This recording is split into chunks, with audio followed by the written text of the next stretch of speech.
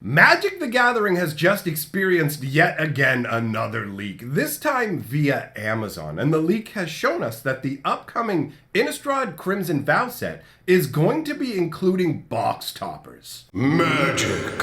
I am a wizard! History. I'm an old wizard! The magic historian. My bones hurt.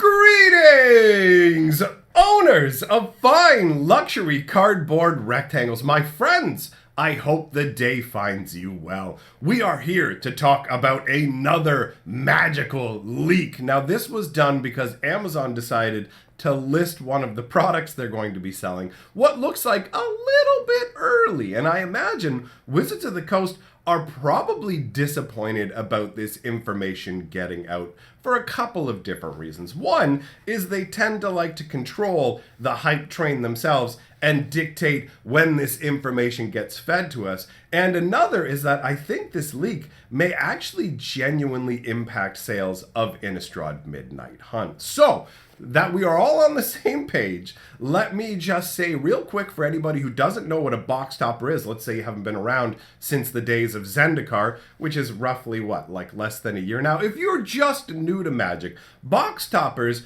are these tiny little booster packs that contain either one or two cards in most cases.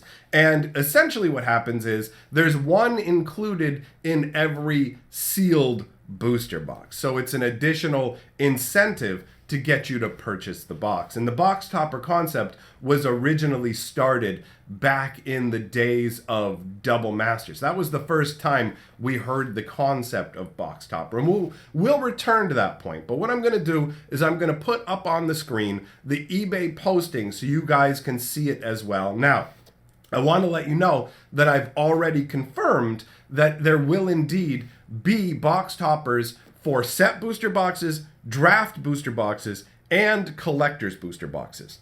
I've just selected the Crimson Vow set booster box as the one to illustrate this, just because I actually like what it says in the listing. When you look about this item, it goes 30 Innistrad Crimson Vow set boosters, 1 box topper card, and then right below it, it says best MTG booster to open just for fun. If you're serious, don't open these. But if you just want to have fun, this is the best one for fun. I don't know exactly what it is about that marketing point that makes me chuckle so much, but just the fact that it's shoved in there is enjoyable. Now, you can tell just from what I've read off there that these box toppers will be a single card box topper. And I believe Double Masters was the only set that had double box toppers in their packs. So most of the time, we're just going to get one box topper. Now, this set isn't slated to come out until November 19th, right? And it's August right now. So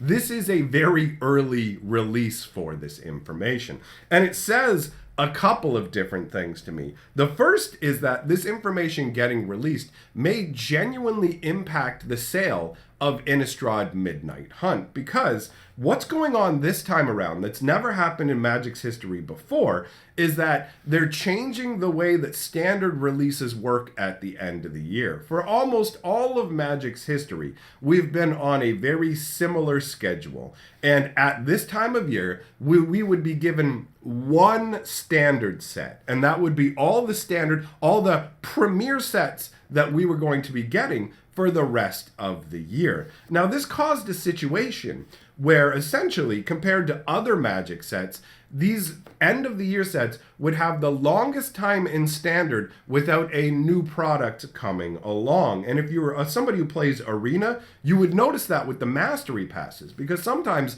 the Mastery Pass will have 80 levels, 90 levels, and then all of a sudden you'll see a set that has 110 or 120 levels, and that's because each set isn't born equal in terms of the amount of time that it is allowed to have between it and the next set coming along. So, because we have this gap at the end of the year, Wizards of the Coast has decided to experiment and do essentially a double release, where we're getting 2 Innistrads instead of 1 Innistrad, and we're getting one based on werewolves and one based on vampires. And so instead of having the full-length release, basically what would happen is, under normal circumstances, let's say Innistrad Midnight Hunt was going to be the end of the year release. We would get that coming in September, and then we wouldn't have a new set until like January. But in this case, now we get the first Innistrad in September, we get the second Innistrad in November. So you've only got to wait 2 months. Now, you can even confirm this for yourself if you want. If you want to see all the information, you can head over to Amazon, and if you just type in Innistrad Crimson Vow and Innistrad Midnight Hunt, you can see booster box listings for all of them, right? And when you look at the ones for Innistrad Crimson Vow, in the title, in the description, like it says with the set booster we're looking here, if you look where it says at the top, Magic the Gathering Innistrad Crimson Vow set booster box, 30 packs plus box topper. So each of the collector's boosters, set boosters, and draft booster boxes for Innistrad Crimson Vow all say includes a box topper. But all of the Innistrad Midnight Hunt set does not include a box topper. So now you've got a scenario where people may turn around and look and go, oh wait, I was going to buy Innistrad Midnight Hunt, but why wouldn't I just save my money and buy Innistrad Crimson Vow if I'm going to be getting the box toppers included? It's not like Innistrad Crimson Vow is where we're seeing the price increase that's coming from Magic the Gathering, right? We've already been told we're getting a price increase, and we've already been told that that's going to show up during Innistrad Midnight Hunt. That's when this change is supposed to take effect. So it's not like the box topper exists because they're charging more, so they're going to be giving us more. If you weigh everything equally, Innistrad Crimson Vow and Innistrad Midnight Hunt are only really differentiated by the fact that one is werewolves, one is vampires, and now the box topper scenario. So this may actually impact the sales of Midnight Hunt. And on top of that, it actually tells us something else. Now, I will fully admit that box toppers are an exciting proposition from the perspective of somebody who really enjoys opening booster packs and getting those big hits, right? Like, I understand that. Part of Magic the Gathering's allure are the booster packs and the rarity and, oh, look, I might get a big... It's somewhat like gambling. Either way, you end up with game pieces, so it's not the same as buying like a scratch and win ticket where either you win or you don't, right? You always end up with something, even if they're cards that you don't want. But it does tie into that sort of gambling vibe. So there is the thrill when you get these exciting cards. And sometimes for the box toppers, they actually include cards you can't get normally in other ways, right? So the Zendikar Rising box toppers, for example, they had the foil, they had both foil and regular variations of the fetch lands, and those fetch lands were only acquirable essentially through box toppers or collector boosters. So they were like super, super limited in terms of your access to them. And then with double masters, they did particular variations of the cards that only came in box topper style. So box toppers have a certain level of like oomph to them where they grab your attention, and it's an exciting enticement to make you want to get more packs. I mean, ultimately, I believe that that's what led to Zendikar Rising collector boosters being so hot, was the fact that you got box toppers in them, but also the box topper style lands were seeded into the booster packs as well. You couldn't get them in set boosters or draft boosters, but if you bought the collector's boosters, then you could get them in the box topper, or you could get them outside of the box topper and foil variations. So there's that additional level. But there's another thing, there's another issue about box toppers that I think doesn't get talked about that much. And I think that box toppers are really an admission from Wizards of the Coast that they haven't made an optimal product. They are essentially an acknowledgement of Wizards of the Coast's fear of failure with a particular product. And I'll explain to you why I think the way that I do. Now, box toppers originated, like I said, with Ultimate Masters. But Ultimate Masters was essentially the crescendo of a fiasco.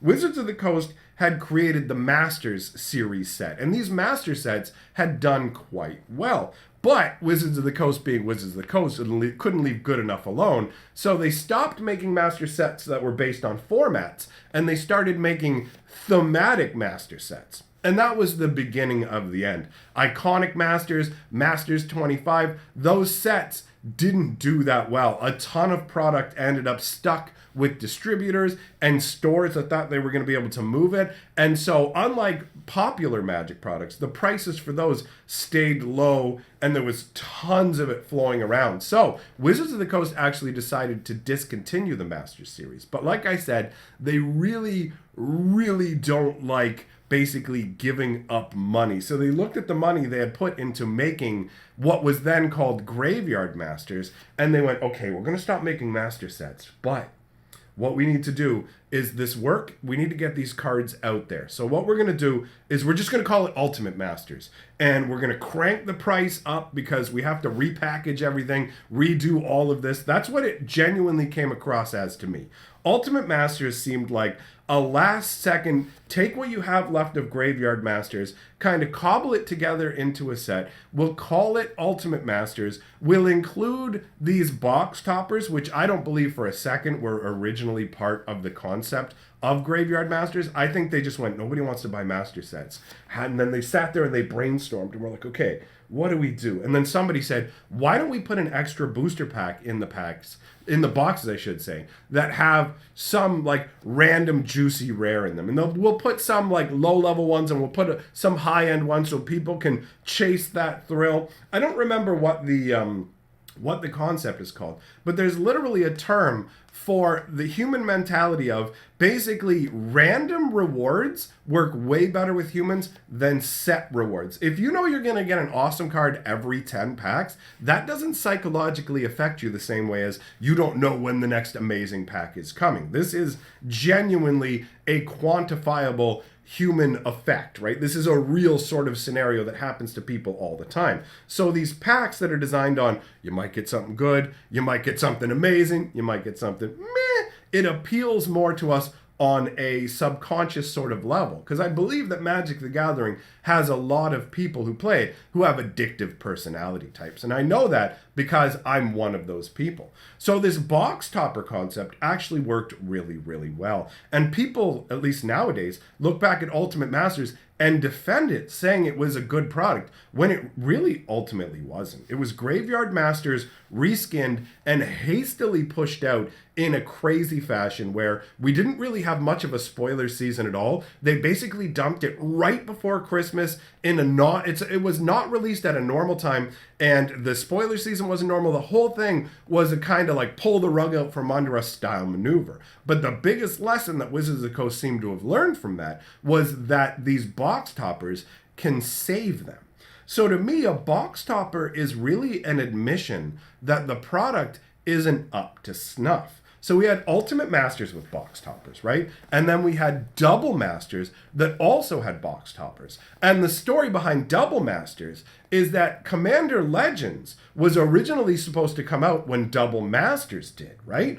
But what happened was the higher up said, Commander Legends has to be pushed to later in the year, and we want another product that can be pushed out in its place. And they even admitted, they straight out admitted that Double Masters, they weren't really planning on bringing back master sets. So they basically took what they had kicking around for an Artifact Masters style set and just cobbled Double Masters around it, where they're like, you know what, we'll just, the master sets didn't do that well, we're not really supposed to be doing them, so why don't we just we'll do double rares in the packs. And it's like, okay, and we'll charge a higher price for it. And it's like, well, how are we going to justify this higher price? And someone went, box toppers, we'll do double mint box toppers, right? And we'll do VIP packs and weird, crazy silliness like that. So they did it, and Double Masters seems to have gone over pretty well, even despite the fact that they had blatant lies on the packaging and had to handle that big fiasco where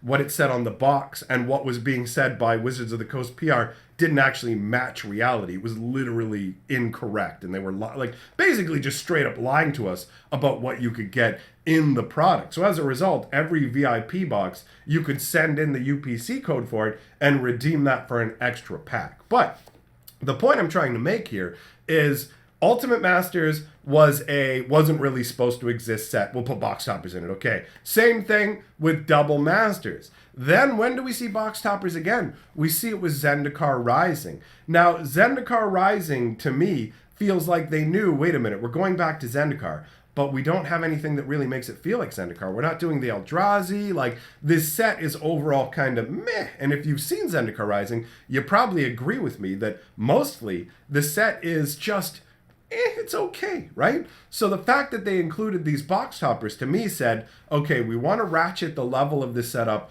because we don't have faith in it. And that's exactly what I feel like is going on with Innistrad Crimson Vow, where they're including Boxtoppers because they don't have faith in this new system where they're going to do Innistrad Midnight Hunt, and then 2 months later, they're going to try and get you to buy Innistrad Crimson Vow. So the Boxtoppers being included to me are a sign of a lack of confidence in the product. I mean, I will admit, I'm curious to know what they're going to include in these Boxtoppers, but to me it says that Wizards of the Coast doesn't have faith in the product. Whenever I see Boxtoppers, my brain now goes, okay, they don't think this product is going to be very good. They need an extra little bit of juice on top of it to try and goose sales. And that's genuinely what I believe is going on here. But that's just my opinion, so let me know yours in the comments below. And if you like what I'm doing here, then like the video. It's a great way to let YouTube know. And if you love what I'm doing, then consider supporting my channel on Patreon. It makes a big difference for me. And I'd like to thank all my patrons who currently support the channel. Thank you very much, my friends. And I will see you all next time.